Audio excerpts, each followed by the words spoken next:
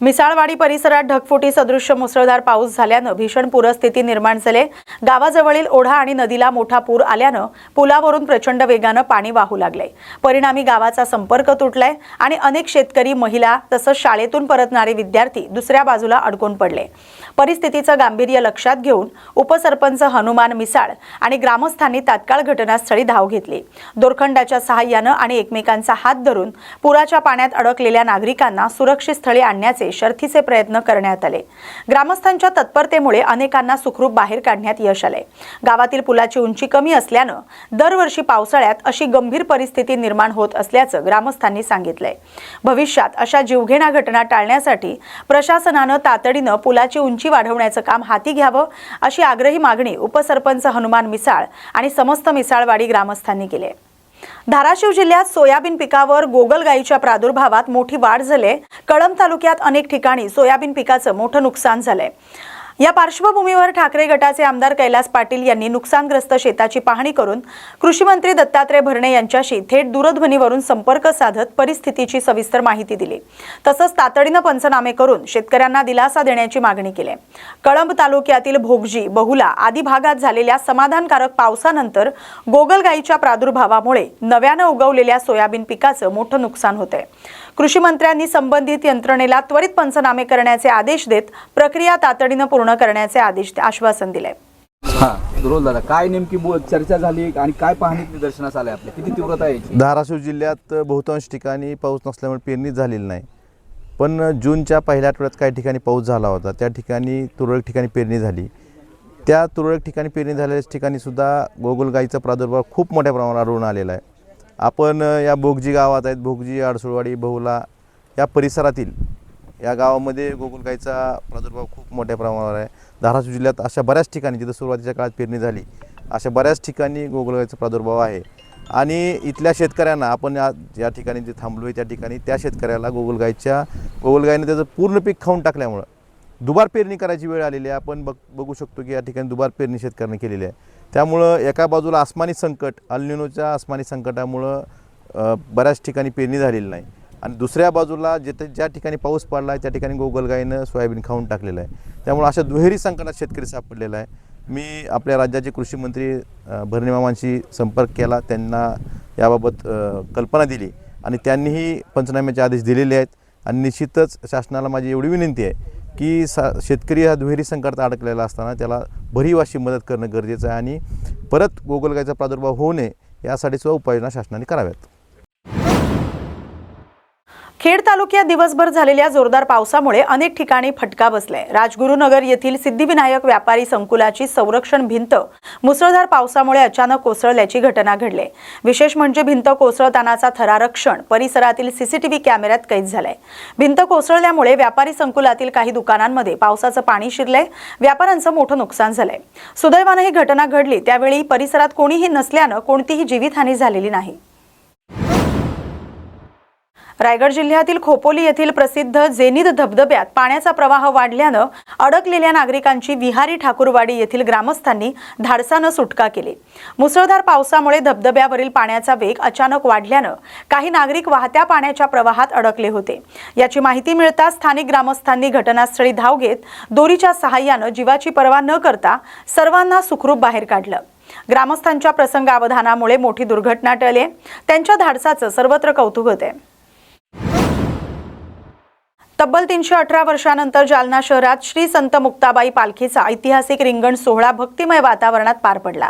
टाळ मृदुंगाचा गजर, हरिनामाचा अखंड जयघोष आणि हजारो वारकऱ्यांच्या उपस्थितीत हा अभूतपूर्व भक्ती सोहळा भक्तिरसाने भारावून गेला। जिल्हा प्रशासनाच्या वतीने पहिल्यांदाच या रिंगण सोहळ्याचं आयोजन करण्यात आलं होतं। जालना शहरातील JES महाविद्यालयाच्या मैदानावर हा रिंगण सोहळा आयोजित करण्यात आला होता। या सोहळ्याला मराठा आंदोलक मनोज जरांगे पाटील यांच्यासह हजारो भाविकांनी हजेरी लावली। यावेळी भाविकांनी आदिशक्ती मुक्ताबाईच्या पालखीचं दर्शन घेतलं। दरम्यान बळीराजा सुखी समाधानी होऊ दे असं साकडं आदिशक्ती मुक्ताबाईच्या रिंगण सोहळ्याच्या निमित्तानं मनोज जरांगे यांनी घातले।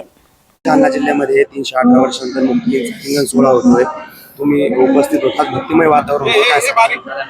खूप जालना जिल्ह्याचं भाग्य म्हणावं लागेल की आपल्याला संत मुक्ताबाईंच्या पालखीच्या सोहळ्याचं रिंगण हे 300-325 वर्षानंतर पहिल्यांदा होत आहे. खूप आपण भाग्यवान आहेत. आपण डोळ्यानं तो सोहळा पाहिला, आपण साक्षीदार झालो त्या सोहळ्याचे. खूप सगळ्या वारकरी बांधवांना मनापासून शुभेच्छा, जमलेल्या सगळ्या भक्तांना पण खूप शुभेच्छा. दादा, इकडं मुंबईमध्ये धो पाऊस पडतोय, मुंबईत म्हणजे विस्कळीत झाले सगळं जनजीवन, कसं बघतात? प्रशासनाकडनं काही तयारी पूर्ण झाली असं? तिकडंच पाऊस पडतो, इकडं पडणार ना. इकडं जनजीवन विस्कळीत व्हाय ना, काहीच व्हाय ना. तिकडं डांबरीवर पडतोय, तिथं वावर नाही, फेवर नाही, काही नाही. ते डांबरीवर पडायला गेलं की कमरा इतकं पाणी होत आहे तिथं. पाऊस आम्हाला पाहिजे, ग्रामीण महाराष्ट्राला पाऊस पाहिजे, सुख समृद्धी आमच्या शेतकऱ्यांना मिळाली पाहिजे. आता तिकडचं पाणी रोजच बघत होतं, त्यांच्या सुविधाच तरी काय करावं त्यांचं त्यांना कळत नाही. पाणी साचून देऊ नये का, त्यांच्यावर आम्हीच बोलायचं, आमच्या शेतकऱ्यावर आम्हीच बोलायचं. आमची भजी चालली मारण्याची इकडं, आम्हाला पावसाची लय गरज आहे. दादा, गटारीत पडून झाडं पडून मृत्यू होत आहेत लोकांची. मी आता तेच म्हणलं का, आता काय आहे, सरकारनं जर लक्ष दिलं तर असं दुर्घटना होत नाही. त्याच्यात गोरगरिबांचा जीव जात नाही. श्रीमंताचा मॅन हॉलमध्ये किंवा कुठल्या झाड पडून श्रीमंताचा कधीच होत नाही. गरीब लोक लोकलने वागतायत, पायी चालतायत, गाडी रिक्षानं जात आहेत, बळी जातो आमचा गरिबांचा. याची दक्षता घेण्याचं काम हे सरकारचं आहे. परंतु काय नाही, ते काय कोणी मेलं तरी त्याची किंमत त्यांनी ठरवलेली. माणूस मेला याची वेदना त्यांना नाहीये, त्यांनी एक किंमत ठरवलेली. शेतकऱ्यांना आत्महत्या केली की 1.5 लाख रुपये द्यायची, एक जीवाची त्यांनी किंमत केलेली. म्हणजे त्यांना भावना जर असत्या ना तर त्यांनी किंमत नसती ठरवली. कुटुंबातलं एखादा माणूस गेल्याच्या नंतर त्या कुटुंबाला कायमस्वरूपी नोकरी देऊन त्याचा उदरनिर्वाह होईल असं केलं असतं, परंतु त्यांनी किंमत ठरवलेली. म्हणजे लोकांनी समजून घेतलं पाहिजे, सरकारजवळ आपली किंमत शून्य आहे.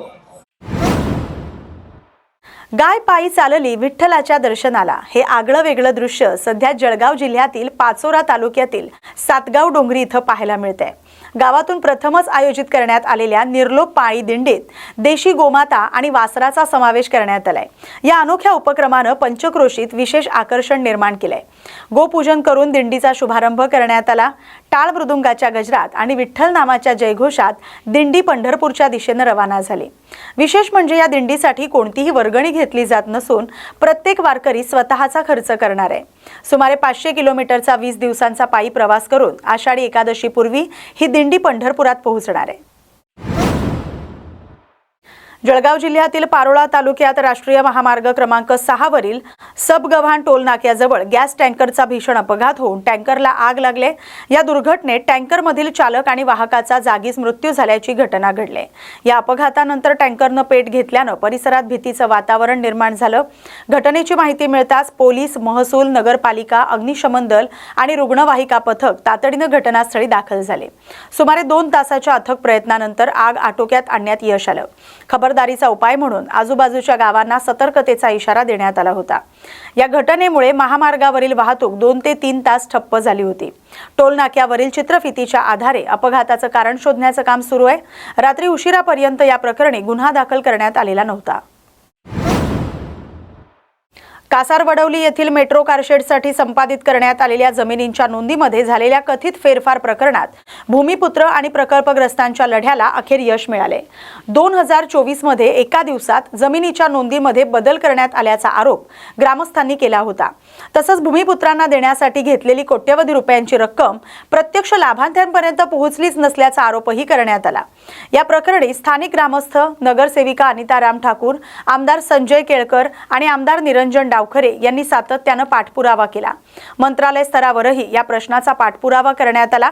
अखेर भूमिपुत्रांना न्याय मिळाल्यानंतर कासारवडवली इथं ग्रामस्थांच्या वतीनं आमदार निरंजन डावखरे यांचा जाहीर सत्कार करण्यात आला. यावेळी त्यांच्या हस्ते जमिनी संदर्भातील कायदेशीर कागदपत्रांचंही वितरण करण्यात आलं. आपल्याला काय सांगाल, या ठिकाणी स्थानिक भूमिपुत्रांना अनेक वर्षांच्या संघर्षानंतर न्याय मिळाला होता, ते कोर्टाची ऑर्डर आहे. खरोखर मी धन्यवाद मानतो पहिल्यांदा आपले आमदार निरंजन डावखरे साहेबांचं.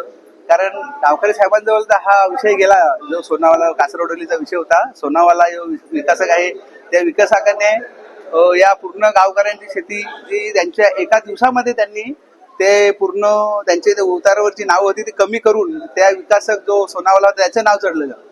त्याच्यानंतर या गावकऱ्या म्हणजे ते सगळे खोटे ऐवज बनवून दस्तऐवज बनवून त्यांनी त्याच्यावर म्हणजे जे मयत लोक होते 20 वर्षापूर्वी त्याचे ऍग्रीमेंट केलेले 10 वर्षापूर्वी, म्हणजे असे खोटे सगळे पेपर तयार करून त्यांनी त्याची नावं चढवली होती. आणि ते काम जे ते नावं उतरवण्याचं परत काम कोर्टाकडनं ऑर्डर काढण्यासाठी जी आपल्या डावकर साहेबांनी जी मदत केली ती वडवलीचे जे भूमिपुत्र आहेत त्यांना एक मोठा दिलासा मिळालेला आहे. कारण त्यांचं हातातलं त्यांच्या ताटातलं जेवण त्यांनी काढून घेतलेलं होतं, पण ते परत त्यांच्या ताटामध्ये जेवण भरण्याचं काम जे निरंजन डावकर साहेबांनी केलेलं आहे ते हे आपले भूमिपुत्र आहेत ते कधीच विसरू शकत नाही. कारण आमचे आमदार जे आहेत माननीय संजय केळकर साहेब आहेत, माननीय निरंजन वसंत डावखरे साहेब आहेत, हे नेहमी आपल्या भूमिपुत्रांसाठी लढत असतात.